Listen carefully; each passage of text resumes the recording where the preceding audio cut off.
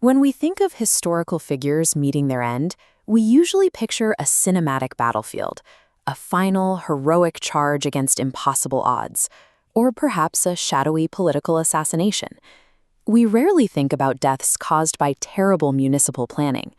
In 1184, an event known as the Erfurt Latrine Disaster occurred, securing its place as perhaps the most deeply embarrassing way to go in recorded history. Approximately 60 high-ranking nobles, lords, and dignitaries lost their lives on that single day. No opposing army was involved. An entire tier of regional leadership was wiped out strictly due to a catastrophic failure of basic infrastructure. The tragedy took place inside a church in Urfort, Germany.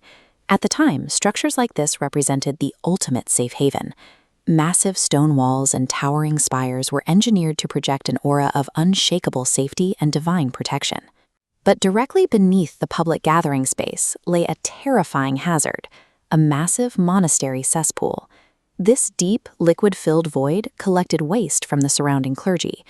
The only thing separating these two spaces was a traditional wooden floor, built with standard timber joists and planks, which means the highest members of society were sitting completely unaware, separated from a massive pit of rotting human excrement by just a few fragile inches of degradable wood. The stage for disaster was set when dozens of nobles arrived at this specific church to hold a highly populated political meeting to settle a regional dispute. To understand what happened next, we have to look at the physics of combined weight. A modern person has a relatively predictable mass, but a medieval noble wore heavy wool, chainmail, and carried a sword. During the meeting, they didn't spread out. The ruse layout caused attendees to group together, forcing that concentrated weight to pool directly in the center. Suddenly, the building was subjected to a localized, static load that far exceeded the engineering capacity of a standard medieval wooden floor. There would have been physical warning signs as the meeting carried on. The heavy timber joists underneath them would have begun groaning and physically bowing downward under the extreme stress. But eventually, the sheer mass simply overcame the tensile strength of the timber. This triggered an immediate chain reaction. As one joist failed, its load instantly transferred to the surrounding weakened wood, causing the entire floor to give way simultaneously. Without a floor to stand on, dozens of men plunged straight down into the darkness beneath the foundation.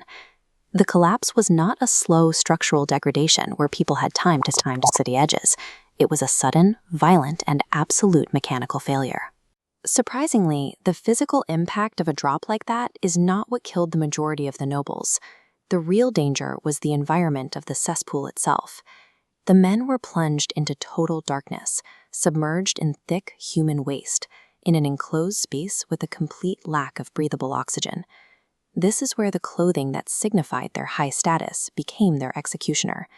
Heavy wools quickly became waterlogged, and iron chainmail acted as an anchor, pulling them downward much faster than the human body can tread liquid.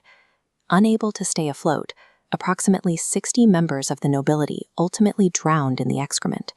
It presents a profoundly dark irony. The region's most elite, powerful individuals were suffocated by the lowest, most discarded form of human waste.